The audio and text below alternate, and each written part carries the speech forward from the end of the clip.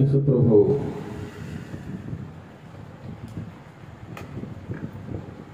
మృత్యుంజయుడిగా పునరుత్థానము చెందిన దినము కాబట్టి ఈ యొక్క పునరుత్థాన దిన ఆరాధనను మనమందరము ఆరాధించుకుందాం. ఆరాధన ప్రారంభించుకున్న ముందుగా ప్రార్థన చేసుకుందాం. మహాగణుడు మహోన్నతుడైన మా ప్రియ తండ్రి, మీకు వందనాలు స్తోత్రాలు తెలుస్తున్నాం నాయన. గడిచిన నెలంతా కాచి కాపాడే ప్రభావ, అదేవిధంగా ఏప్రిల్ నెల 1వ తారీఖు నుండి 27వ తారీఖు వరకు మమ్మల్ని అందరినీ సజీవంగా ఉంచి కాచి కాపాడి మీ బలిష్టమైన రెక్కల క్రింద సురక్షితంగా దాచి ఉంచినందుకు మీకు వందనాలు స్తోత్రాలు తెలుస్తున్నాం నాయన. ఏప్రిల్ నెలలో ఎండలు విపరీతంగా ఉన్నాయి తండ్రి ప్రభా. అనేక మంది తండ్రి ప్రభా ఎండల ధాటికి ఎంతో ఇబ్బందులు గురవుతున్నారు ప్రభా. వృద్ధులు ఇబ్బంది పడుతూ ఉన్నారు తండ్రి ప్రభా. వారిని ఆదరించండి తండ్రి ప్రభా. చల్లబరచండి నాయన, వాతావరణం చల్లబరచండి ప్రభా. అనేక చోట్ల భయంకరమైన విపత్తులు సంభవిస్తున్నాయి నాయన. మరణకరమైన ప్రమాదాలు సంభవిస్తున్నాయి నాయన. అపాయకరమైన కాలంలో, అంత్య కాలంలో మేము ఉన్నాం నాయన. ఎక్కడ చూసిన భయంకరమైన వార్తలు, మరణకరమైన వార్తలు వింటూ ఉన్నాం తండ్రి ప్రభా. సాతానుడు తండ్రి ప్రభు భయంకరంగా చెలరేగుతూ ఈ లోకంలో తండ్రి ప్రభు అనేక మందిని గలిబిలకు గురి చేస్తూ తండ్రి ప్రభా న్యాయాన్ని అన్యాయంగా మార్చేస్తున్నాయన. అనేక మంది దేవుని పిల్లలను తండ్రి ప్రభు చెరుపుతూ అనేక సంఘాలను పాడు చేస్తూ ఉన్నాడు తండ్రి ప్రభా. సాతాను యొక్క కార్యములను లయపరచండి. సాతాను యొక్క అంధకార దురాత్మ క్రియలను మీరు లయపరచండి నాయన. నీ కృపగల హస్తం నీ పిల్లల మీద ఉంచండి నాయన. ఈ దినమున జరుగుతున్న ఆరాధనలన్నింటిలో నీ కృపను సహాయమును దయచేయండి నాయన. ప్రతి సంఘాన్ని దీవించండి, ప్రతి సేవకుని దీవించండి ప్రభా. ప్రతి విశ్వాసాన్ని దీవించి ఆశీర్వదించండి ప్రభా. జరుగుతున్న ఆరాధనలన్నింటిలో మీరు మహిమ పొందండి ప్రభా. కొద్దిమందిగా కూడుకొని ఇక్కడ ఆరాధిస్తూ ఉండగా, నేను ధ్యానిస్తుండగా తండ్రి ప్రభా మా మధ్యలో ఉందండి. మా మధ్య సంచారం చేయండి ప్రభా. నీ యొక్క పరిశుద్ధాత్మ కాపుదలను మా మధ్య ఉంచమని, మేము పాటలు పాడుతుండగా మా యొక్క స్వరములను ముట్టమని, ఘనత మహిమ ప్రభావాలు మీకే చెల్లిస్తూ నజరేయుడైన యేసుక్రీస్తు నామమున ప్రార్థన అడిగి వేడుకుంటున్నాం తండ్రి. ఆమేన్, ఆమేన్.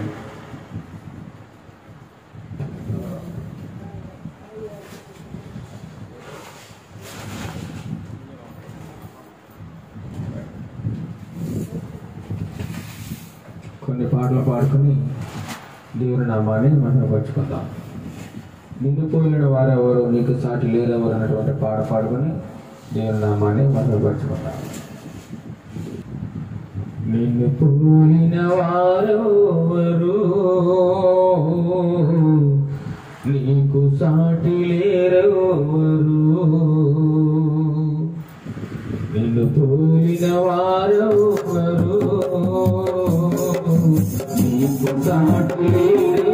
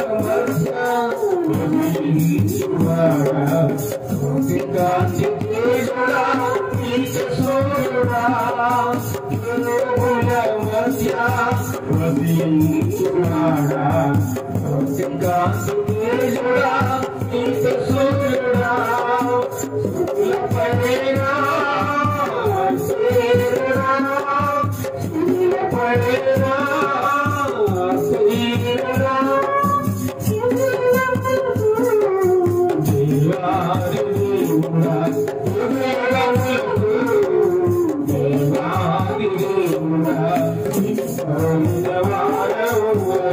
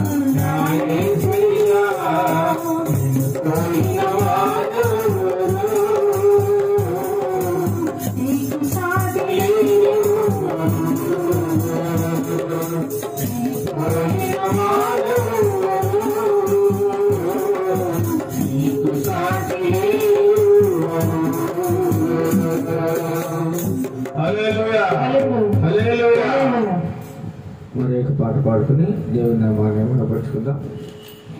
హల్లెలూయా. నీ నామముల కన్నా పైనామము యేసునామము అంటే పాట పాడుకుని దేవుని నామాన్ని మహిమపరచుకుందాం.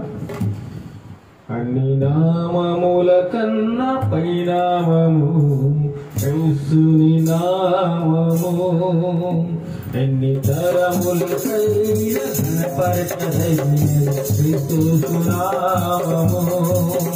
అన్ని నామముల కన్నా పైనామము యేసుని నామము, ఎన్ని తరములకైనా ఘనపరచదగిన క్రీస్తు నామము.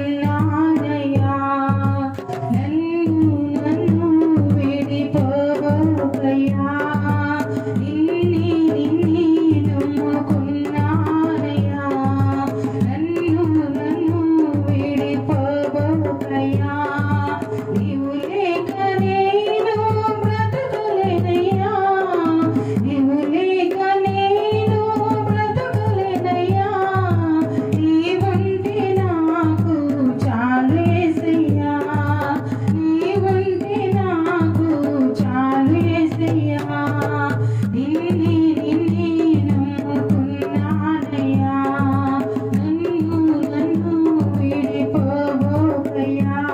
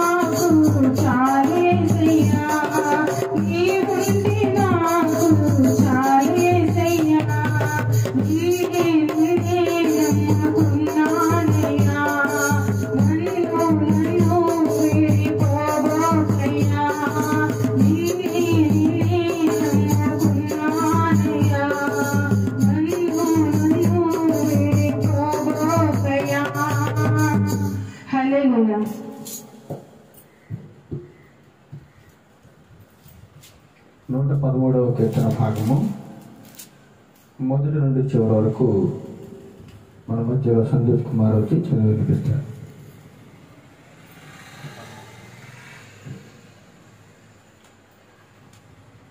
113వ కీర్తన చదువుకుందాం. యెహోవాను స్తుతించుడి, యెహోవా సేవకులారా ఆయనను స్తుతించుడి, యెహోవా నామమును స్తుతించుడి. ఇది మొదలుకొని ఎల్లకాలము యెహోవా నామము సన్నిధింపబడును గాక. సూర్యోదయము మొదలుకొని సూర్యాస్తమయం వరకు యెహోవా నామము స్తుతినందదగినది. యెహోవా అన్యజనులందరి ఎదుట మహోన్నతుడు. ఆయన మహిమ ఆకాశ విశాలంలో వ్యాపించి ఉన్నది. ఉన్నతమందు ఆసీనుడై ఉన్న మన దేవుడైన యెహోవాను పోలి ఉన్నవాడెవడు? ఆయన భూమాకాశములను వంగి చూడను అనుగ్రహించుచున్నాడు. ప్రధానులతో తన ప్రజానులతో వారిని కూర్చుండబెట్టుటకై ఆయన నేల నుండి దరిద్రులను లేవనెత్తువాడు. పెంటకుప్ప మీద నుండి బీదులను పైకెత్తువాడు. ఆయన సంతులేని దాన్ని ఇల్లాలుగాను కుమారుల సంతోషము గల తల్లిగాను చేయును. యెహోవాను స్తుతించుడి. దేవుడు తన పరిశుద్ధ వాక్యం దీవించును. చదవబడిన వాక్యమును దేవుడు దీవించును గాక. చదివిన బిడ్డలు కూడా దేవుడు బహుగా దీవించి ఆశీర్వదించును గాక.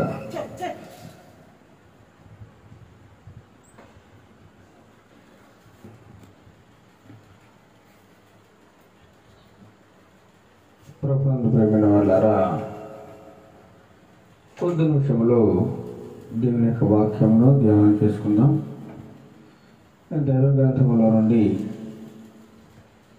కొన్ని మాటలను మనం ధ్యానం చేసుకుందాం. ఈరోజు వాక్య ధ్యానాంశం అనగా బైబిల్ను ఎరుగని వారు, బైబిల్ తెలియనటువంటి క్రీస్తు యొక్క విరోధుల గురించి కొద్ది నిమిషాలు మనం మాట్లాడుకుందాం. బైబిల్ గ్రంథం యొక్క సారాంశం తెలియక, గ్రంథంలో ఉన్నటువంటి మాటలను అర్థం చేసుకోక, వాక్యమును అపార్థం చేసుకుని దేవుని నామాన్ని దూషిస్తున్నటువంటి ప్రియ సహోదరులైన వారికి ఈ దినమున దేవుని యొక్క వాక్యమును మనం తెలియపరుద్దాం. చూడండి, ఈరోజు మన వాక్య ధ్యానాంశం అనగా బైబిల్ తెలియనటువంటి, బైబిల్కి వ్యతిరేకంగా ఉన్నటువంటి కొంతమంది దేవుని యొక్క వాక్యమును అర్థం చేసుకోలేకుండా దేవుని చులకనగా, హేళనగా, అవమానకరంగా మాట్లాడుతుండడం అనేక చోట్ల మనం చూస్తున్నాం. అయితే దేవుని వాక్యము ఎలా వచ్చింది, ఏ విధంగా ఉనికిలోకి రాబడింది, ఇది ఒక మనుషుల మాటలా లేదా దేవుని యొక్క మాట్లాడేటువంటి విషయాన్ని మనం ధ్యానం చేసుకుందాం. కొద్ది నిమిషాలు ప్రార్థన చేసుకుని వాక్యమును ధ్యానం చేసుకుందాం. మన మధ్యలో ఉన్న జాజి చిన్న ప్రార్థన చేస్తారు. వాక్యం వినవిస్తాం. మహాపరిశుద్ధ మహాగణుడ నీకే స్తుతులు స్తోత్రములు చెల్లించు ప్రభానైనా. యేసయ్య ప్రభానైనా నీ వాక్యంలోకి వెళ్తుండగా తండ్రి ప్రభా, వింటున్న మాకందరికీ ప్రభు నేను వినగల చెవులు, గ్రహించగల మనసు ప్రతి ఒక్కరికి దయచేయండి ప్రభు. నీ వాక్యంలోని లోతులు మర్మాలు తండ్రి నీ సేవకుని నోటి ద్వారా మాట్లాడమని ప్రభు. నీ సేవకుని నోటికి బోరుగా ఉండి ఏడంతల ఆత్మతో నింపి నీ వాక్యాన్ని మాకు అందరికీ అందించమని అడుగుతున్నాం ప్రభు. ఆయన వింటున్న మాకు మా మనసులో ప్రభు దాచుకుని భద్రపరుచుకుని నీ వాక్యానుసారమైన జీవితాన్ని జీవించడానికి నీ సహాయమును కృపను దయచేయమని, వాక్యం ద్వారా మీరు మాతో మాట్లాడమని, ముందున్న వాక్యాన్ని అంతటి నీకే అప్పచెప్పుకుంటూ ఈ ఆరాధన అంతా నీకే మహిమగాను ఘనంగాను జరుగులాగా నీ కృపను సహాయమును దయచేయమని ఈ చిన్న ప్రార్థన వేస్తే పరిశుద్ధ నామములో అడిగి వేడుకొంచున్నాం తండ్రి. ఆమేన్. ఆమేన్. ఆమేన్. చూడండి, దేవుని యొక్క వాక్య గ్రంథములో నుంచి కొద్ది నిమిషములు కొన్ని మాటలను ధ్యానం చేసుకుందాం. దేవుని యొక్క వాక్యమును ఏ విధంగా ప్రజలు అపార్థం చేసుకుంటున్నారు, ఇది కేవలము మనుషుల మాటలా లేదా దేవుని యొక్క మాటలా అనేటువంటి దాన్ని బట్టి మనం ముందుకు సాగిపోదాం. చూడండి, పేతురు రాసినటువంటి రెండవ పత్రిక మొదటి అధ్యాయము పేతురు రాసినటువంటి రెండవ పత్రిక మొదటి అధ్యాయము 20-21 వచనాలు మనం చదువుకుందాం. 20వ వచనం, 21వ వచనం. ఒకడు తన ఊహను బట్టి చెప్పుట వలన లేఖనములో ఏ ప్రవచనమును పుట్టదని మొదట గ్రహించుకొనవలెను.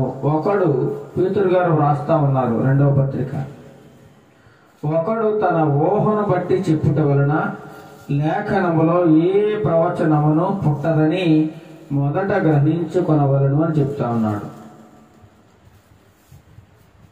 తన మనస్సులో ఉన్నటువంటి ఊహ ద్వారా వ్రాయబడింది కాదు దేవుని యొక్క వాక్యం, లేదా తమ యొక్క సొంత జ్ఞానము, సొంత ఆలోచనలతో ఆలోచించి వ్రాసినది కాదు ఈ బైబిల్ గ్రంథం. మరి ఏంటిది బైబిల్ గ్రంథము? మనం ఆలోచిస్తే వాక్యములను స్పష్టంగా రాయబడింది. ఒకడు తన ఊహను బట్టి చెప్పుట వలన లేఖనములో ఏ ప్రవచనమును మొదట పుట్టదని గ్రహించుకునవలను. ఈ బైబిల్ గ్రంథంలో ఉన్నటువంటి ఏ ప్రవచనం కూడా మనుషుల యొక్క ఆలోచన చొప్పున కానీ మనుషుల యొక్క ఊహను బట్టి కానీ పుట్టలేదని తెలియజేస్తా ఉన్నాడు. మొదట మనం అర్థం చేసుకోవాల్సింది ఏంటంటే, దేవుని వాక్యము మనుషుల ద్వారా దేవుడు ప్రేరేపించబడి దేవుని యొక్క ఆత్మ ద్వారా వ్రాయించబడిన గ్రంథము తప్ప ఏదో ఒక చోట కూర్చుని ఒక మూలలో కూర్చుని ఆలోచించి తన మనసుకు వచ్చింది లేదా తనకు ఆలోచనకు వచ్చింది ఏదో తన మనసులో ఏదైతే ఉందో దాన్ని వ్రాసి ఈ బైబిల్ గ్రంథం మనకి చెప్తున్న వాక్యం అది కాదండి. మనుషులు తమ ఊహను బట్టి వ్రాసిన గ్రంథం ఏమాత్రం కాదు. ఇది ఊహించిన మాటలు కాదు, రచించిన మాటలు కాదు, లేదా ఎవరో మనుషులు చెబితే వ్రాసిన మాటలు కాదండి. కేవలము సాక్షాత్తు దేవాది దేవుడు ప్రవక్తల ద్వారా వ్రాయబడినటువంటి పరిశుద్ధమైన గ్రంథము. ఈ వాక్యంలో ఉన్న ప్రతి మాట కూడా దేవుని నోట్లోంచి వచ్చిన మాటలు. ఇవి మనుషుల నోట్లోంచి వచ్చినవి కాదండి. మనుషుల నోట్లోంచి వచ్చినట్టు అయితే వారి ఇష్టానుసారంగా రాసుకుంటారు, వారికి నచ్చినట్టు రాసుకుంటారు, వారి సొంత ఆలోచనలు మనసులో ఉన్నటువంటి కోరికలను బట్టి వ్రాస్తూ ఉంటారు. కానీ ఈ పరిశుద్ధ గ్రంథం అయినటువంటి బైబిల్ గ్రంథము మనుషుల ఆలోచనలతో వ్రాయబడింది కాదు, మనుషుల ఊహలతో వ్రాయబడింది కాదని మొదట మనం తెలుసుకోవాలి. అనేక మంది ఈనాడు దేవుని ఎరిగిన వారు ఇదేదో ఒక పుస్తకం అనుకొని అన్ని పుస్తకాల్లాగా ఇది కూడా ఒక పుస్తకమే, అన్ని మాటల్లాగా ఇది కూడా ఒక మాటలు, ఆయా గ్రంథాల్లో వ్రాయబడినటువంటి మాటల్లాగే తీసుకుంటారు తప్ప దీనికి ఒక ప్రత్యేకత ఉంది. ఇది సాక్షాత్తు దేవాది దేవుడు వ్రాయించినటువంటి మాటలు, ప్రతి మాట దేవుని నోట నుంచి వచ్చింది ఇది అనే సంగతిని మర్చిపోయి ఈనాడు అనేక మంది సహోదరులు బైబిల్ గ్రంథాన్ని కాలుస్తూ ఉన్నారండి. బైబిల్ గ్రంథాన్ని తన్నుతూ ఉన్నారు. బైబిల్ గ్రంథాన్ని చింపుతూ ఉన్నారు. దేవుని వాక్యం బోధించే వారిని దూషిస్తూ ఉన్నారు, అవమానపరుస్తూ ఉన్నారు, హేళన చేస్తూ ఉన్నారు, చాలా రకరకాలుగా హింసిస్తూ ఉన్నారు. చాలా మందిని అయితే అన్యాయంగా అక్రమంగా చంపుతూ ఉన్నారండి. కారణం ఏమిటి అని మనం ఆలోచిస్తే దేవుని వాక్యమును సరిగా అర్థం చేసుకోకపోవడం వలన, దేవుని వాక్యమును అర్థం చేసుకోకపోవడం వలన, దేవుని మాటలను గ్రహించకపోవడం వలన ఈ పరిణామం అంతా జరుగుతుందండి. ఏదో ఇది ఒక మత మార్పిడినో, లేదా ఇది ఒక మతానికి సంబంధించిందని, లేదా ఇది ఒక కులానికి సంబంధించిందని, ఇది ఒక ప్రాంతానికి సంబంధించిందని చూస్తున్నారు తప్ప ఇది దైవ గ్రంథము, దేవుని నోటు నుంచి వచ్చినటువంటి మాట, దేవుని యొక్క శబ్దం అనేటువంటి సంగతిని మరిచిపోయి అనేక మంది దేవునికి, బైబిల్కి విరోధంగా అనేక మంది ప్రవర్తిస్తూ ఉన్నారండి. చాలా చోట్ల దేవుని యొక్క వాక్యానికి విరోధులు ఎక్కువైపోతా ఉన్నారు. దైవ గ్రంథానికి విరోధులు ఎక్కువైపోతా ఉన్నారు. దైవ గ్రంథంలో ఏది వ్రాయబడి ఉంది, అసలు అందులో ఏముంది అనేటువంటి సంగతిని తెలుసుకోకుండానే చాలా చులకనగా, హేళనగా, చిన్న చూపు చూస్తూ, ఏమండి, అన్యాయంగా అక్రమంగా దూషిస్తూ ఉండడం మనం చూస్తూ ఉన్నాం. చాలా చులకనగా వీరిని ఏమంటారంటే బైబిల్ యొక్క విరోధులని మనం అంటాం. బైబిల్కి విరోధంగా మాట్లాడుతూ ఉంటారు, బైబిల్ను వక్రీకరిస్తూ మాట్లాడుతూ ఉంటారు, లేనివి కల్పిస్తూ ఉంటారు. ఏమండి, ఈ బైబిల్ గ్రంథంలో ఉన్న ప్రతి మాట కూడా మానవుని జీవితానికి సంబంధించిందే. ఇది ప్రతి మాట కూడా, ప్రతి మాట మానవ జీవితానికి సంబంధించింది. మానవుడు ఎలా జీవించాలి, ఎలా ప్రవర్తించాలి, ఎలా మాట్లాడాలి, ఎలా నడవాలి, ఎలా ఈ సమాజంలో మెలగాలి, ఎవరితో ఏ విధంగా ఉండాలి, ఎవరితో ఎలా ప్రవర్తించాలి, ఇటువంటి విషయాలన్నీ కూడా బైబిల్ గ్రంథంలో దేవుడు వ్రాయించాడండి. దేవుడు మానవ జీవితాన్ని ఎలా ముందుకు తీసుకెళ్లాలో బైబిల్ గ్రంథంలో వ్రాయబడి ఉందండి. బైబిల్ ఆయా కాలాల్లో వ్రాయబడి ఉంది. ఎవరో ఒక మనిషి ఒక చోట కూర్చుని వ్రాసిన గ్రంథము కాదండి. ఆయా కాలాలలో, ఆయా ప్రవక్తలు, ఆయా రాజుల కాలంలో అన్నీ ఒకే సంవత్సరంలో వ్రాయబడలేదు, అన్నీ ఒకే ప్రాంతంలో వ్రాయబడలేదు, అన్నీ ఏదో ఒక్కరి చేత వ్రాయబడలేదు. రకరకాల ప్రవక్తలు, రకరకాల దేశాలు, రకరకాల ప్రాంతాలు, రకరకాల భాషలు, రకరకాల రాజ్యాల మధ్య దేవుడు ఈ వాక్యాన్ని వ్రాయించాడు. కానీ అందరి చెప్పేది కూడా ఒకే ఒక్క సారాంశం. ఏ ఒక్క ప్రవక్త మాట్లాడినా దేవుని గురించి మాట్లాడుతూ ఉన్నాడు, సత్యం గురించే మాట్లాడుతూ ఉన్నాడు. ఒక ప్రవక్త చెప్పింది మళ్ళీ ఇంకొక ప్రవక్త చెబుతా ఉన్నాడు. అంటే దేవుడు ఏం చేస్తున్నాడంటే ఆ ప్రవక్తతో స్వయంగా మాట్లాడి ఏది వ్రాయాలో వాళ్ళకి తెలియజేస్తా ఉన్నాడు. ఏ కాలంలో ఏది వ్రాయాలో, ఏ సంగతి వ్రాయాలో, ప్రజలకు ఎటువంటి సమాచారాన్ని అందించాలో దేవుడు స్వయంగా ప్రవక్తలతో మాట్లాడి వ్రాయించినటువంటి గ్రంథమే ఈ బైబిల్ గ్రంథము, పరిశుద్ధ గ్రంథము. అంతే తప్ప ఇది ఒక నవల కాదండి, ఇదేదో ఒక కథల పుస్తకం కాదండి, చక్కగా హాస్యానికి సంబంధించిన బుక్ అసలే కాదు. ఇది కేవలం మనిషి జీవితాన్ని, ఈ సమాజంలో బ్రతికి ఉండగా ఏ విధంగా ముందుకు సాగాలి, ఏ విధమైన జీవితాన్ని జీవించాలి అనేటువంటి విషయాన్ని ఈ యొక్క దైవ గ్రంథం తెలియజేస్తా ఉంది. 66 పుస్తకాలతో కూడినటువంటి గొప్ప దివ్య గ్రంథము పరిశుద్ధ గ్రంథము. అందుచేతనే ఏ గ్రంథానికి లేదండి భూలోకంలో పరిశుద్ధ గ్రంథం అని. కేవలము దేవుని యొక్క వాక్యమునకు మాత్రమే పరిశుద్ధ గ్రంథము అని పెట్టబడింది పేరు. 66 పుస్తకాల వివరణ ఒకే ఒక దేవుని గురించి రాయబడింది. ప్రతి భక్తుడు కూడా దేవుని యొక్క చిత్తాన్ని, దేవుని యొక్క మనస్సుని, దేవుని యొక్క ఆలోచనను చక్కగా దైవ గ్రంథంలో వ్రాయడం జరిగిందండి. వారి ఆలోచనలు ఏమీ లేవు, ఇందులో వారి సొంత మాటలు ఏమీ లేవు, కేవలం దేవుని మాటలు మాత్రమే ఇక దేవుని వాక్య గ్రంథంలో వ్రాయబడ్డ మనం చూస్తా ఉన్నామండి. అందుచేత ఇక్కడ పేతురు భక్తుడు స్వయంగా తెలియజేస్తా ఉన్నాడు, ఒకడు తన ఊహను బట్టి చెప్పుట వలన లేఖనములో ఏ ప్రవచనం కూడా పుట్టదట. ఆ విషయం నువ్వు ముందు గమనించంటున్నాడు. ముందు గమనించు, ఇది ఒట్టి మాటలు కాదు, ఇది మనుషుల ఆలోచనలతో కూడిన మాటలు కాదు. నువ్వు గమనించుకో, కేవలం ఇది దేవుని మాట. చాలా మంది ఏం చేస్తుంటారు, వాక్యాన్ని అశ్రద్ధగా ఉంటారు, అనాలోచనగా ఉంటారు, పడుకుంటూ ఉంటారు, నిద్రపోతూ ఉంటారు, తింటూ ఉంటారు, లేదా టీవీ చూస్తూ ఉంటారు. ఎందుకని? దేవుని యొక్క వాక్యం అంటే వారికి భయం లేదు, భక్తి లేదు. అందుచేతనే అనాలోచితంగా ఏమంటే లేదు ఏదో టీవీ సీరియల్ చూస్తున్నట్లుగా, లేదా సినిమా చూస్తున్నట్లుగా, ఏదో అక్కడక్కడ కొన్ని మాటలు వినడం, కొన్ని మాటలు వినకపోవడం.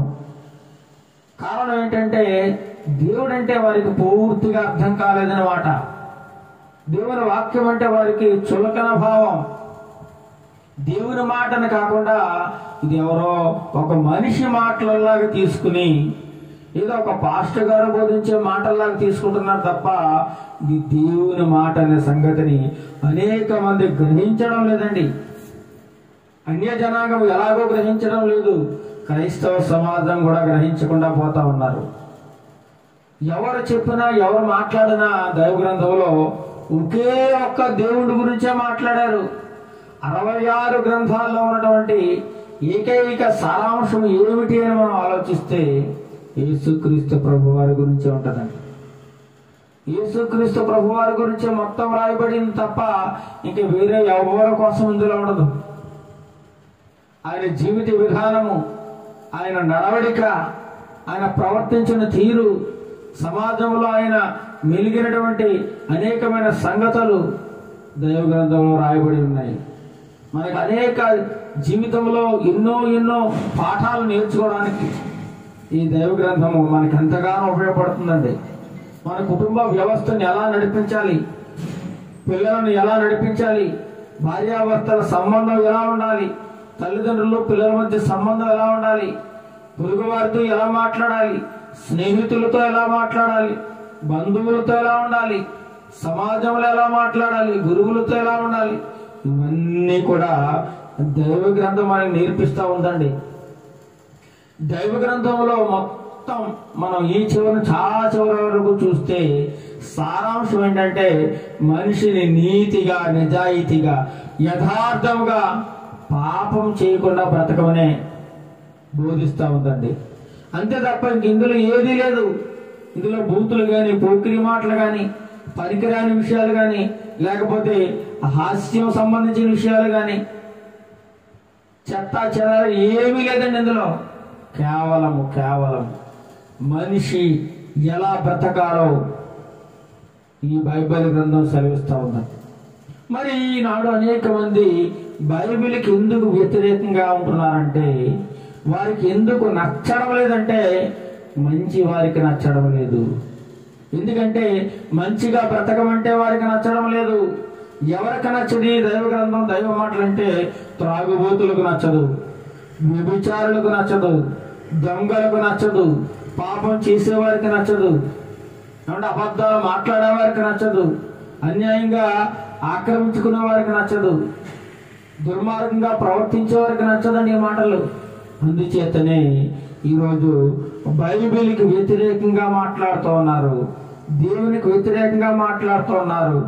దేవుని మీద లేనిపోయిన మాటలను సమాజంలో చూపిస్తూ ఉన్నారు అనేక మంది. క్రీస్తు విరోధులు వీళ్ళు.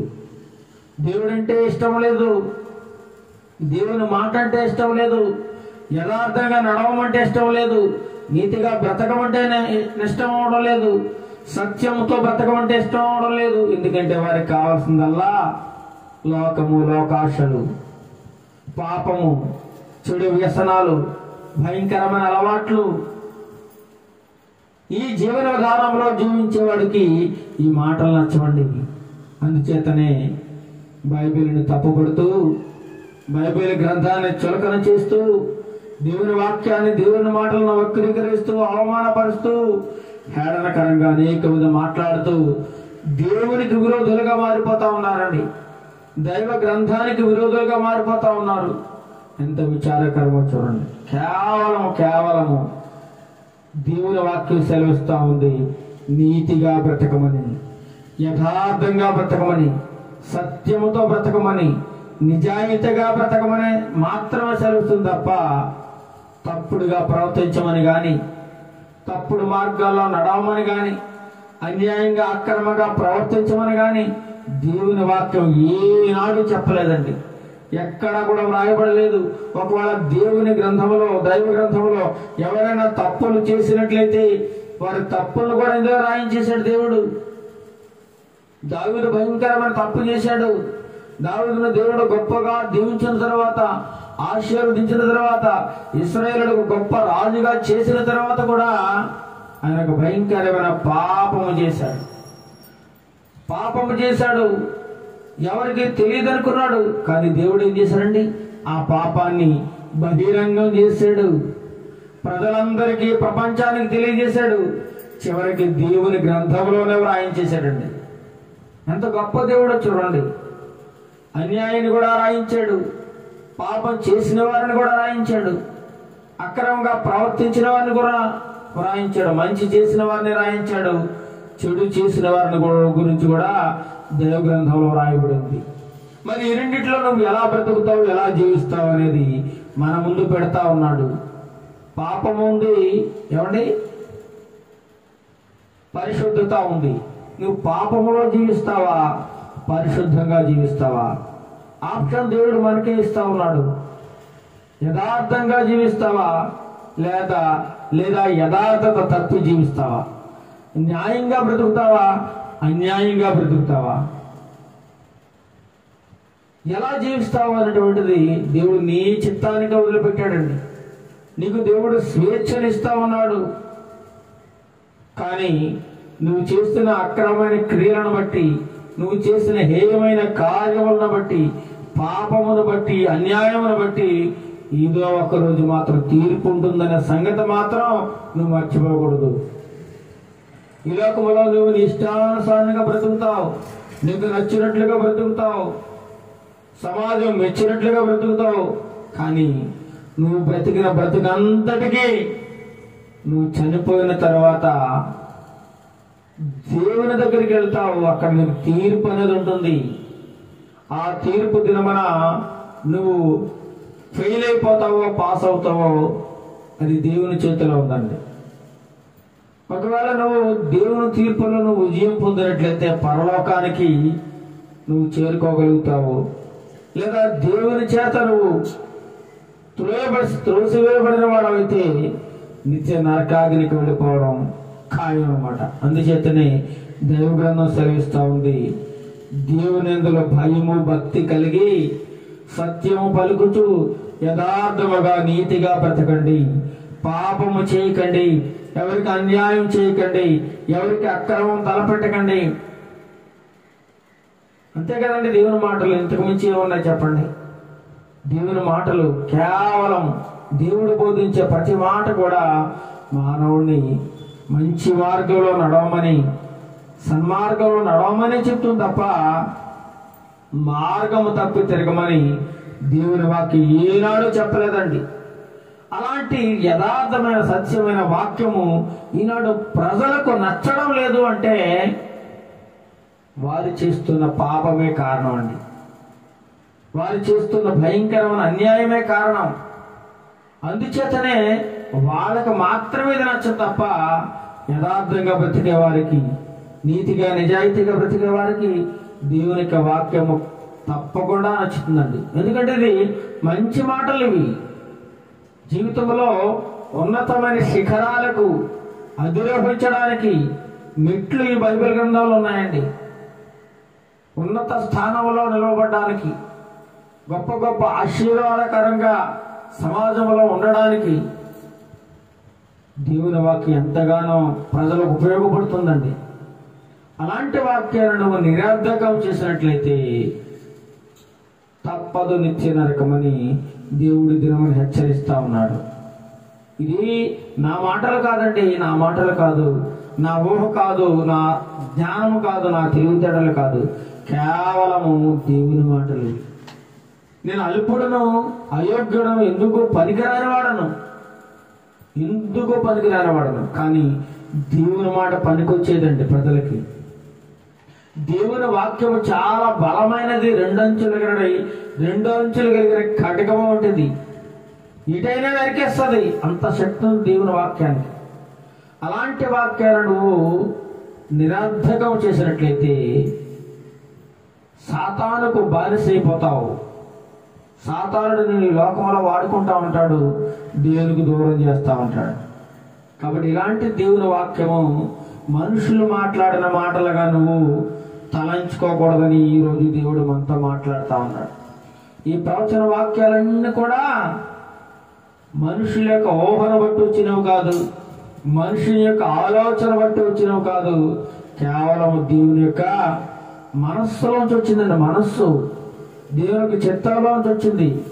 దేవుడు పలికిన మాటలు ఇవన్నీ కూడా స్వయాన దేవుడు పలికి తన భక్తుల చేత, ప్రవక్తల చేత మాత్రమే వ్రాయించాడు. దేవుడు చెబితే వాళ్ళు రాశారు తప్ప వాళ్ళ నిమిత్త మాత్రులు, వాళ్ళు కేవలము దేవుని మాటను మాత్రమే గ్రంథంలో రాశారు. 21వ వచనం చూడండి. 21వ వచనం, ఎలానగా ప్రవచనము ఎప్పుడును మనుషుని ఇచ్చన బట్టి కలగలేదు. మనుషుని యొక్క కోరిక, ఇచ్చనగా కోరిక, మనుషుడు ఏదో ఆలోచించి రాసింది కాదు, మనుషుడు ఊహించి రాసింది కాదు, నవల కాదు.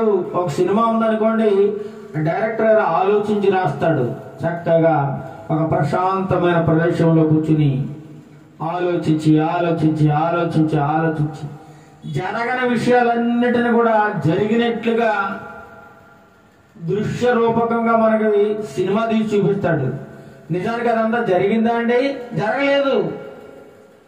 మరి ఏంటది అంటే మనుషుని యొక్క ఆలోచన, మనుషుని యొక్క ఊహ, మనుషుని యొక్క తలంపు, ఇదంతా ఆలోచించి రాసినటువంటి ఒక స్క్రిప్ట్. కానీ దైవ గ్రంథము, దేవుని యొక్క గ్రంథము ఆలోచించి రాసింది కాదండి అది. అందుకంటున్నాడు, ఏదైనా ప్రవచనం ఎప్పుడును మనుషుని ఇచ్చను బట్టి కలగలేదు, గాని మనుషులు పరిశుద్ధాత్మ వలన ప్రేరేపింపబడిన వారి దేవుని మూలంగా పలికిరి. దేవుని మూలంగా పలికిరట. పరిశుద్ధాత్మ వలన ప్రేరేపింపబడి దేవుడు ఏది చెప్పమంటే చెప్పారు, దేవుడు ఏది చెప్పొద్దంటే అది మానేశారండి. అంటే ఇక్కడ మూల స్తంభం ఎవరు? దేవుడే. దేవుడే అండి. సెంటర్ పాయింట్ ఎవరంటే దేవుడే. కేవలం ఈ ప్రవక్తలందరూ కూడా దేవుని మాటను విని వ్రాసిన వారు మాత్రం. పరిశుద్ధాత్మ ప్రేరేపణ చేతట, ఆత్మ పరవశంతో వ్రాసినటువంటి మాటలు ఇవి.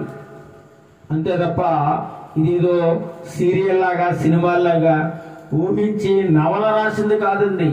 కల్పనా కథలు కాదు ఇవి, కట్టు కథలు కాదు ఇవి, ఊహలు కాదు ఇవి, దేవుని మాటలు. అందుచేతను దేవుని మాట దేవుని నోట్లోంచి వచ్చింది కాబట్టి, అంటే దేవుని వాక్యం అంటే దేవుడే కాబట్టి నువ్వు చాలా జాగ్రత్తగా వాక్యాన్ని వినాలి. వాక్యం అంటే భయం ఉండాలి, వాక్యం అంటే భక్తి ఉండాలి. ఏదో నీ స్నేహితులతో మాట్లాడినట్లుగా, ఇరుగు పొరుగుతో మాట్లాడినట్లుగా, వారితో వీరితో మాట్లాడినట్లుగా, వారితో వీరితో ప్రవర్తించినట్లుగా దేవుని దగ్గర నేను అలాగే ఉంటానంటే కుదరదండి. దేవుడు ఒప్పుకోడు. నువ్వు ఉంటే వెచ్చగానా ఉండు, లేదా చల్లగానా ఉండు. ఉంటే లోకంలో కలిసిపో, లేదంటే దేవుల్లో పరిపూర్ణంగా దేవుల్లో ఉండు. ఎలాగైనా ఉండు, నీ ఇష్టం. బలవంతం లేదండి. ఈనాడు ఎవరిని దేవుని వాక్యం బలవంతం చేయడం లేదు. నమ్ముకుంటే రండి ఏమైనా అనాల్సిన అవసరమే లేదు. నువ్వు యేసు ప్రభు నమ్ముకో అని చెప్పాల్సిన అవసరం లేదు. ఈ వాక్యము నీ చెవును పడిందంటే నీ హృదయం మారిపోతుంది. ఎవరు చెప్పాల్సిన పని లేదు. దేవుడే నీ హృదయాన్ని మార్చేస్తాడు. దేవుడే నీ మనస్సును మార్చేస్తాడు. నీ అంతటా నీవే మారిపోతావు. నీలో ఒక నూతన హృదయము, రాత్రి గుండెను తీసివేస్తాడు, మాంసపు గుండె నీకు ఇచ్చేస్తాడు. అంతవరకు ఉన్న పాత జీవితాన్ని దేవుడు సమాధి చేసేస్తాడు.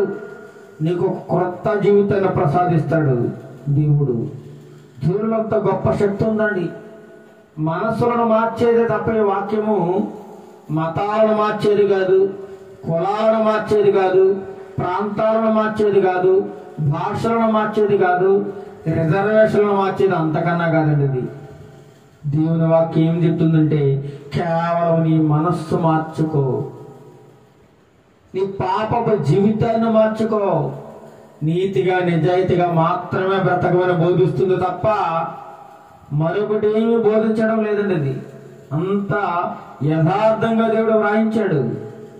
ఈ 66 పుస్తకాల్లో కూడా ప్రతి పుస్తకం కూడా దేవుని గురించి వ్రాయబడి ఉంది. సత్యము గురించి, యథార్థము గురించి, నీతి నిజాయితీ గురించి వ్రాయబడి ఉందండి. మానవ జీవితం ఈ లోకంలో ఎలా కొనసాగాలో, చివరికి ఎలా ముగించాలో కూడా దేవుడు ఇందులో వ్రాయించి పెట్టాడు మనందరికీ కూడా. అందుచేతనే ఇది మనుషుల మాట కాదు ఈ వాక్యము.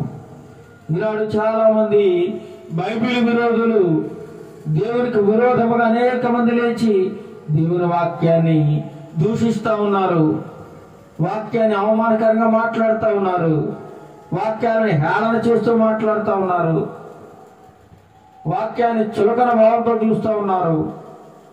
వాక్యాన్ని బోధిస్తున్న సేవకులను తోలనాడుతూ, దుర్భాషలాడుతూ, కొడుతూ, తిడుతూ అన్యాయంగా చంపేస్తూ ఉన్నారు. అయినా సరే పర్వాలేదు, దేవుని వాక్యము ఆగదు. ఇదొక ప్రపంచంలాగా ముందుకు సాగిపోదు తప్ప ఆగిపోయేది కాదండి. పూర్వకాలంలో కూడా ఎంతో మంది ప్రవక్తలను గొప్ప గొప్ప చక్రవర్తులు హింసించారు, బాధ పెట్టారు, చంపేశారు, క్రూరంగా చంపేశారండి యేసుప్రభువు వారి శిష్యులను.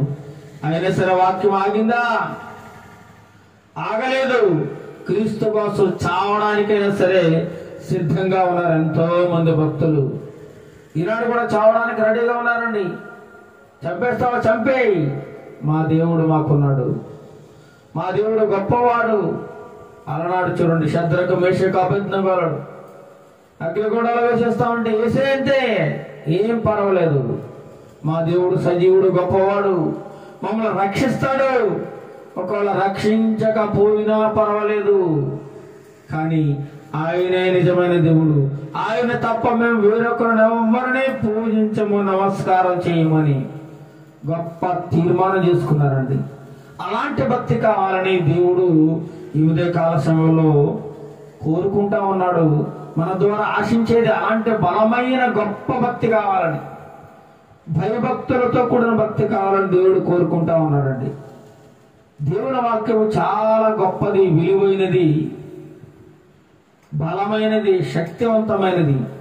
ఎలాంటి దుర్మార్గునైనా, ఎలాంటి పాపినైనా, ఎలాంటి హింసకునైనా మార్చగలిగేది దేవుని యొక్క వాక్యము. మొన్న ఒక సాక్ష్యం విన్నానండి. హైదరాబాద్ మహాపట్టణంలో ఒక సైకో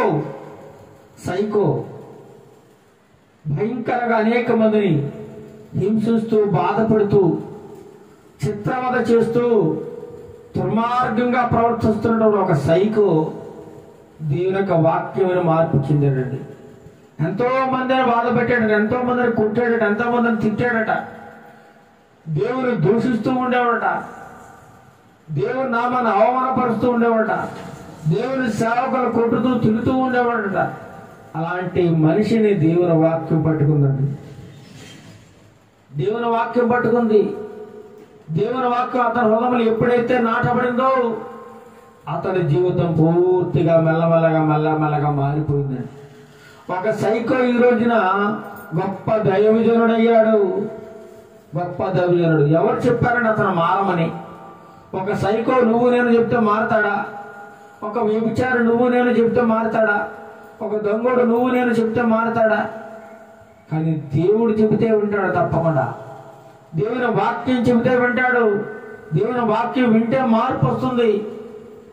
వినడం వలన విశ్వాసం కలుగుతుంది. ఎవరి మీద? దేవుని మీద విశ్వాసం కలుగుతుందండి.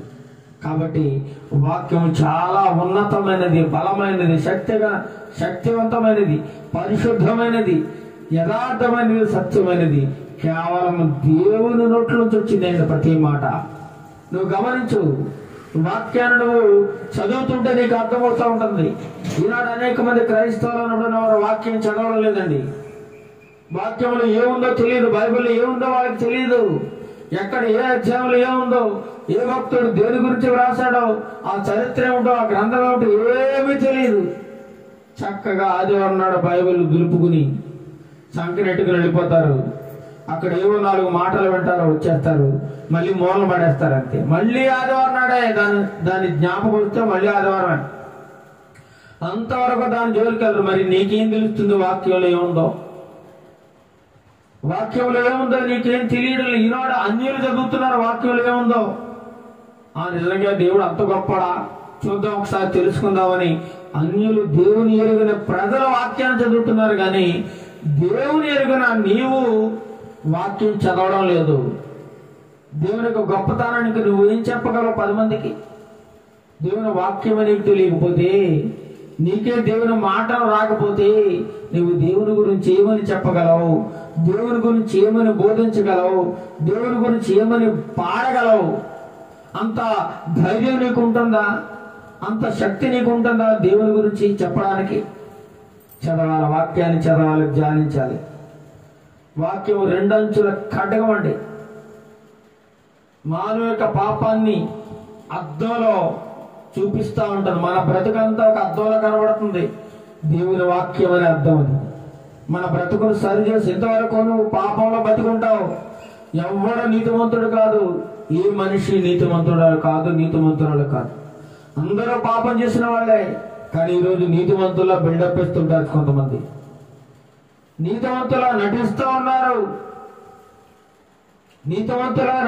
ఉన్నారు. గత జీవితాన్ని కానీ, గత పాపము బ్రతుకును కానీ ఏమాత్రం విడిచిపెట్టలేదు. పైకి భక్తి గలవారుగా నటిస్తున్నారు. కానీ దేవుని శక్తి ఏంటో వారికి తెలియడం లేదు. దేవుని యొక్క గొప్పతనం ఏంటో వారికి తెలియడం లేదు. దేవుని యొక్క ప్రేమ ఏంటో వారికి తెలియడం లేదండి. ఏదో నలుగురితో నారాయణ, కులంతో గోవింద అన్నట్లుగా ఈనాడు ప్రజలు జీవిస్తూ ఉన్నారు. కానీ దేవుని వాక్యం కొంతకాలానికి దొరకదు. ఈ యొక్క బైబిల్ గ్రంథం దొరకదు. నీకు చదువుదామన్నా వాక్యం నీకు అందుబాటులో ఉండదు. ఈ గ్రంథం నీకు దొరకదు. చదివేవాడు ఉండడు, వినిపించేవాడు ఉండడు. అప్పుడు నీకు వాక్యం కావాలన్నా ఎక్కడ దొరకదు. అందుచేతనే ఇప్పటి నుండి దేవుని యొక్క వాక్యాన్ని ఎక్కడ రాసుకోవాలట? హృదయం అనే పలక మీద రాసేసుకోవాలట. హృదయం అనే పలక మీద నీ వాక్యం ఉంటే ఈ బైబిల్తో నీకు పని ఉండదండి. నీ వాక్యం హృదయంలో ఉండిపోద్దిక. బైబిల్ ఒకవేళ నీకు ఎవరైనా దూరం చేసినా నీ మనసులో ఉన్న మాటలను ఎవరో దూరం చేయలేరు. వాక్యం అంత గొప్పది. చూద్దాం ఎంత గొప్పదో దేవుని యొక్క వాక్యం. 2వ తిమోతి రాసిన 2వ పత్రిక 3వ అధ్యాయం 16వ వచనం ముగించుకుందాం. 2వ తిమోతి రాసిన తిమోతిలకు రాసిన 2వ పత్రిక 3వ అధ్యాయము 16వ వచనం. దైవజనుడు సన్నద్ధుడై ప్రతి సత్కార్యమునకు పూర్ణముగా సిద్ధపడి ఉన్నట్లు దైవావేశము వలన కలిగిన ప్రతి లేఖనము ఉపదేశించుటకును, ఖండించుటకును, తప్పు దిద్దుటకును నీతి యందు శిక్ష చేయుటకును ప్రయోజనకరమైనది. దైవజనుడు ఏం చేయాలంటే సన్నద్ధుడుగా ఉండాలట, యుద్ధానికి సిద్ధంగా ఉండాలి. అంటే వాక్యాన్ని బోధించడానికి ఎల్లప్పుడూ రెడీగా ఉండాలి. అర్ధరాత్రి లేపి వాక్యం బోధించడానికి సిద్ధంగా ఉండాలి. దైవజనుడు సన్నద్ధుడి ప్రతి సత్కార్యమునకు, సత్కార్యం అంటే మంచి పనులు చేయడానికి ముందు ఉండాలట. మంచి పని చేయడానికి పూర్ణంగా సిద్ధపడిపోయి ఉండాలి. సిద్ధపడి ఉండి దైవావేశము వలన కలిగిన ప్రతి లేఖనము, దైవావేశం వలన కలిగింది బైబిల్ గ్రంథం. ఇంతవరకు మనం చెప్పుకున్నాం, బైబిల్లో ఉన్నటువంటి ప్రతి మాట కూడా దైవావేశం వలన కలిగింది. దేవుడు చెబితే రాసిన మాటలివి. సొంత కవిత్వము, సొంత కవులు కాదండి, ఇది దేవుని మాటలు. ఇలాంటి దేవుని మాటలు బోధించి దేవుని సేవకుడట వాక్యం బోధించడానికి సిద్ధంగా ఉండాలట. వాక్యాలలో ఖండించడానికి, ఎవరైనా తప్పు చేస్తున్నారా ఖండించడానికి సిద్ధంగా ఉండాలట. ఎవరైనా తప్పు చేశారా తప్పును సరిదిద్దడానికి సిద్ధంగా ఉండాలట. ఎవరైనా నీతి తప్పిపోతున్నారా వారిని నీతిగా ముందుకు కొనసాగడానికి, నీతిలో ముందుకు కొనసాగడానికి, యథార్థతలో ముందుకు కొనసాగడానికి, అవసరమైతే శిక్షించడానికి, శిక్ష చేయుటకును, దీంట్లోనూ నీతి యందు శిక్ష చేయుటకును ప్రయోజనకరమైనదట. ఏంటది? దేవుని యొక్క వాక్యము. దైవజనుడు, దేవుని వాక్యం నింపిన దైవజనుడు ఈ విధంగా ఉంటాడట. దైవావేశం కలిగిన ప్రతి లేఖనము మనకు బోధిస్తూ ఉంది. మానవుడు ఎలా ప్రవర్తించాలో, ఎలా జీవించాలో బోధిస్తూ ఉందండి. మరి ఎందుకు నచ్చడం లేదు ఈ మాటలు? ఇంత మంచి మాటలు, ఇంత గొప్ప మాటలు, ఆదరణ కలిగించే మాటలు, ప్రేమ గల మాటలు, దయగల మాటలు ఎందుకు ఈ సమాజానికి నచ్చడం లేదంటే వారు అక్రమములో ఉన్నారు, వారు పాపములో ఉన్నారు, వారు దుర్మార్గంలో ఉన్నారు. కాబట్టి ఈ మాటలు వారికి నచ్చడం లేదు. ఒక్కసారి విడిచిపెట్టి ఒక్కసారి వాక్యాన్ని చదివినట్లయితే వాక్యములో ఉండే ప్రేమ ఏంటో నీకు అర్థమవుతుంది. వాక్యములో ఉండే దేవుని యొక్క గొప్పతనం ఏంటో నీకు తెలుస్తుంది. దేవుడు ఎంత ప్రేమ గలవాడో, ఎంత దయగలవాడో, ఎంత కరుణ గలవాడో, ఎంత ఆత్మీయ సంబంధము కలిగిన వాడో, ఎంత ప్రేమించేవాడో నీకు అర్థమవుతుంది.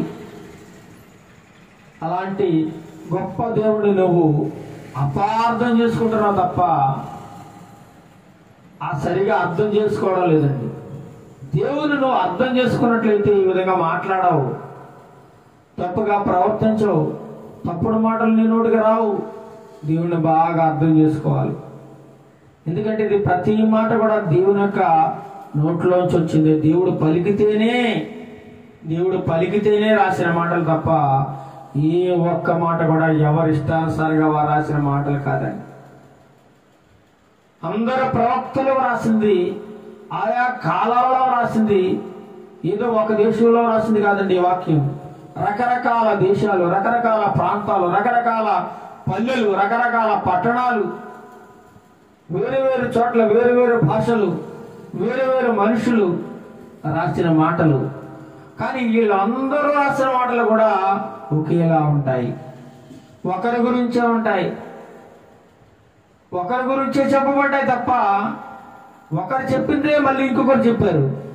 అంటే ఈ భక్తుడు చెప్పిన దేవుడే ఇంకొక భక్తుడు చెప్పాడు, ఇంకో భక్తుడు చెప్పిన దేవుడు ఇంకొక భక్తుడు చెప్పాడు. అలా ప్రవక్తలందరికీ కూడా దేవుడు చెప్పగా వ్రాయబడిన మాటలు. చివరిగా చూద్దాం.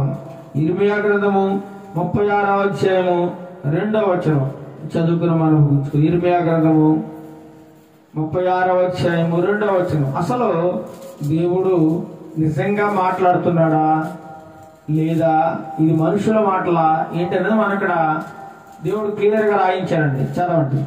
ఇర్మియా గ్రంథం 36వ అధ్యాయం 2వ వచనం.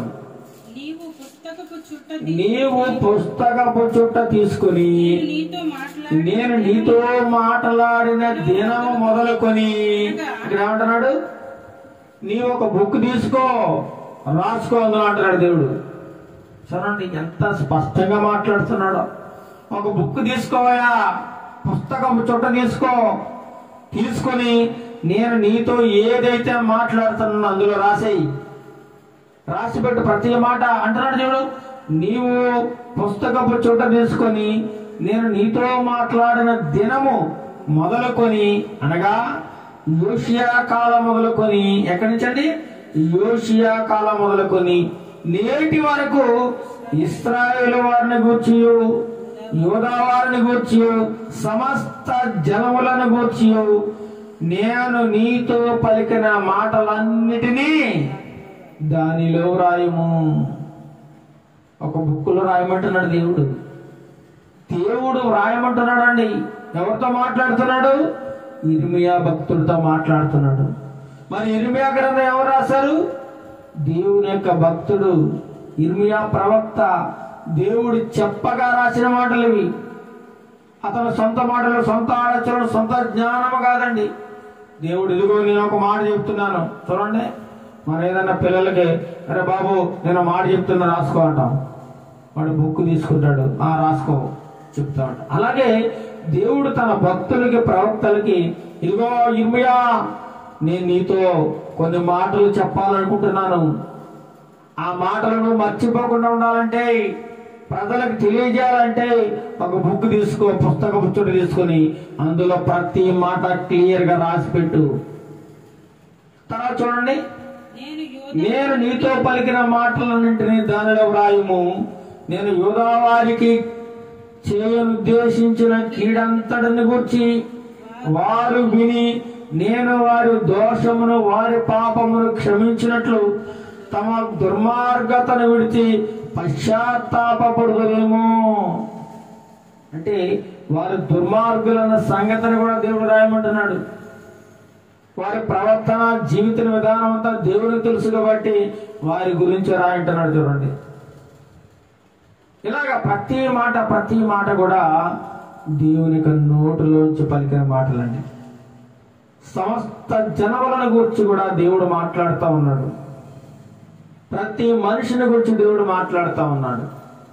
కాబట్టి దేవుని మాటను చులకనగా చూడవద్దు. దేవుని వాక్యాన్ని చులకనగా చూడవద్దు. ఎవరు మాట్లాడినా దేవుని మాటలో మాట్లాడతారండి. సొంత ఆలోచనలు, సొంత జ్ఞానం పనికిరాదని దేవుని వాక్యం చెప్పేటప్పుడు ఏదో కలబలి మాటలు చెప్పడానికి కుదరదండి. దేవుని వాక్యంలో ఉన్నది ఉన్నట్లు మాట్లాడాలి. ఆయన ఏదైతే తన నోటితో పలికి వ్రాయించాడో అదే మాటలు మనం ధ్యానం చేస్తా ఉన్నాం, అదే మాటలు మనం చదువుకుంటా ఉన్నాం. అంటే సాక్షాత్తు దేవుడు పలికిన మాటలనే మళ్ళీ మనం పలుకుతా ఉన్నాం. ఎంత గొప్ప మాటలు చూడండి. మానవ జీవితాన్ని నిత్య జీవానికి నడిపించే మాటలు, మోక్ష మార్గానికి తీసుకెళ్లే మాటలు. ఇలాంటి మాటలు నీకు ఎక్కడా దొరకవు. సినిమా హాల్లో దొరకవు, సీరియల్స్ దగ్గర దొరకవు, స్నేహితుల దగ్గర దొరకవు, ఇరుగు పొరుగు వారి దగ్గర దొరకవు, బంధువుల మధ్య దొరకవు, కుటుంబ సభ్యుల మధ్య దొరకవు. నీకు ఇంత గొప్ప మాటలు మరి ఎక్కడ దొరుకుతాయి? దైవ గ్రంథంలో మాత్రమే దొరుకుతాయి. అందుచేతనే ప్రతి ఒక్కరూ ఈ రోజు నుండే దైవ గ్రంథం చదవండి. దేవుని మాటల్లో ఉన్న గొప్పతనం తెలుసుకోండి. ఆ ప్రకారం జీవించడానికి దేవుడు మనందరికీ గొప్ప కృపను దయచేయునుగాక. ఆమేన్. ప్రార్థన చేసుకుందాం. మహాగణుడు, మహోన్నతుడైన మా ప్రియ తండ్రి, నీకే వందనాలు, స్తోత్రాలు చేస్తున్నాము నాయన. ఈ దినము మీరు ఏర్పాటు చేస్తున్న దినము తండ్రి ప్రభా, ఏప్రిల్ నెల 27వ తారీఖు తండ్రి ప్రభా, 2025వ సంవత్సరము ఉదయకాలములో పునరుత్థాన దినములో ఈ యొక్క చిన్న గృహములో మేము ఈ విధంగా కొనుక్కుని నిన్ను ఆరాధించడానికి, నిన్ను కీర్తించడానికి, నిన్ను మహిమపరచడానికి ఈ యొక్క జీవాన్ని మాకు ఇచ్చినందుకు మీకు వందనాలు, స్తోత్రాలు చెల్లిస్తున్నాము నాయన. ఈనాడు అనేక మంది దైవ గ్రంథాన్ని నిరర్ధకం చేస్తూ, అన్యాయంగా, అక్రమంగా మాట్లాడుతూ ఇదొక మత గ్రంథమని, ఇది ఒక మనుషులకు పనికిరాని పుస్తకమని అవహేళన చేస్తూ అన్యాయంగా మాట్లాడుతున్నారు నాయన. కేవలం నీ మాటలను అర్థం చేసుకోలేక, నీ ప్రేమను అర్థం చేసుకోలేక, నీ మాట్లాడిన సారాంశాన్ని గ్రహించలేక అనేక మంది నీకు దూరంగా జీవిస్తున్నారు నాయన. నీకు వ్యతిరేకంగా జీవిస్తున్నారు నాయన. నీ మీద కక్ష కడుతున్నారు నాయన. వారందరితో మీరు మాట్లాడండి. వారి మనోనేత్రాలు వెలిగించండి ప్రభువా. ఈనాడు తండ్రి ప్రభు, దేవుని వాక్యాన్ని అపార్థం చేసుకుని అనేక మందిని హింసిస్తూ ఉన్నారు, బాధ పెడుతూ ఉన్నారు నాయన. కొంతమందిని హత్య చేస్తూ ఉన్నారు ప్రభువా. వారందరితో మీరు మాట్లాడండి. నీ ప్రియ బిడ్డలను కాపాడండి ప్రభువా. వారు అన్యాయంగా ఈ లోకంలో జీవిస్తూ, అక్రమంగా ప్రవర్తిస్తూ, పాపపు కోరికలు, పాపపు అలవాట్లు వారు నేర్చుకుని సాతాన సంబంధమైన దురాలోచనలు కలిగి వాక్యాన్ని ఏమాత్రం లెక్క చేయకుండా లోకంలో జీవిస్తున్న మా సహోదరులందరినీ మీరు రక్షించండి, కాపాడండి నాయన. వారికి మారు మనసు దయచేయండి నాయన. నీ రాజ్యంలో వారికి చూడు దయచేయండి నాయన. సిలువలో దొంగలు తండ్రి ప్రభు, ఆ క్షణంలో మీరు ఏ విధంగా పశ్చాత్తాపడితే ఏ విధంగా రక్షించి పరదేశంలో ఉంటామని సెలవిచ్చారో, అదే విధంగా ఈ లోకంలో జీవిస్తున్న అనేకమైన నీ ప్రియ బిడ్డలను, మార్గము తప్పు తిరుగుతున్న ప్రతి బిడ్డను, నీకు దూరంగా జీవిస్తున్న ప్రతి బిడ్డను మీరు మార్చండి నాయన. మీ చెంతకు రప్పించుకోండి నాయన. ప్రతి బిడ్డకు తండ్రి ప్రభు మారు మనసు దయచేయండి. సంపూర్ణమైన భక్తి చేయడానికి నీ కృప చూపించండి నాయన. అంత్యకాలంలో అపాయకరమైన దినములలో ఉన్నాం నాయన. ఇటు చూస్తున్న భయంకరమైన వార్తలు వింటున్నాం నాయన. శాంతి లేదు, సమాధానం లేదు, అశాంతితో ఈ లోకం నిండిపోతుంది నాయన. కుటుంబంలో ప్రేమ లేదు, బంధువుల మధ్య ప్రేమ లేదు, స్నేహితుల మధ్య ప్రేమ లేదు. అసూయ, ఈర్ష్య, ద్వేషాలు, ఒకరినొకరు తండ్రి నిందించుకుంటూ, అవమానపరుచుకుంటూ, బాధపరుచుకుంటూ, ఒకరినొకరు చంపుకుంటూ నాయన జీవిస్తున్నారు ప్రభా. నీ మాటను లెక్క చేయడం లేదండి ప్రభా. నీ మాట వినే బిడ్డలుగా మమ్మల్ని మార్చండి నాయన. నీ మాట విని నీ చెంతకు వచ్చి మార్పు చెంది ఈ లోకంలో మంచి జీవితాన్ని జీవించి నీ రాజ్యంలో తండ్రి ప్రభు చోటు సంపాదించుకునే బిడ్డలుగా మమ్మల్ని అందరినీ మార్చమని, ఈ వాక్యాన్ని తండ్రి ప్రభు ప్రతి బిడ్డను దీవించి ఆశీర్వదించమని, వాక్యం వరకు నీరు కంటే ఫలింపజేయమని, అల్పుడును, దీనుడును, అయోగ్యుడును, ఎందుకు పనికిరాని వాడైన నన్ను మీరు జ్ఞాపకం చేసుకుని, నా కుటుంబాన్ని జ్ఞాపకం చేసుకుని, అనేక చోట్ల మీరు వాడుకుంటున్న విధానం బట్టి మీకు వందనాలు చేస్తున్నాయన. ఘనత, మహిమ, ప్రభావాలు మీరు పొందుకోమని నజరేయుడైన యేసుక్రీస్తు నామమున నీ ప్రార్థన అడిగి వేడుకొంచున్నాం తండ్రి. ఆమేన్, ఆమేన్. పరలోకమందున మా తండ్రి, నీ నామం పరిశుద్ధపరచబడును గాక, నీ రాజ్యం వచ్చును గాక, నీ చిత్తం పరలోకమందు నెరవేర్చినట్లు భూమి మీద నెరవేరును గాక. మాకు కావలసిన అనుదినాహారం మాకు తెచ్చుము. మారుణస్థలను మేము క్షమించిన ప్రకారం మారుణములను క్షమించు. మమ్మల్ని శోధలో నుండి తేక కళ్ళ నుండి తప్పించు. ఎందుకంటే రాజ్యము, బలము, మహిమ నిరంతరం నీవైనావు తండ్రి. ఆమేన్. ఆశీర్వాదం. మన తండ్రి అయిన దేవుని ప్రేమ, మన ప్రభు అయిన యేసుక్రీస్తు ప్రభుల వారి యొక్క కృపయు, పరిశుద్ధాత్మ దేవుని యొక్క అన్యోన్య సహవాసము ఇప్పుడును ఎల్లప్పుడును మా ప్రియబిడలందరికీ, మా ఇరుగు పొరుగు వారందరికీ సదాకాలము తోడేడు నడిపించును గాక. Amen, amen, amen. Praise the lord.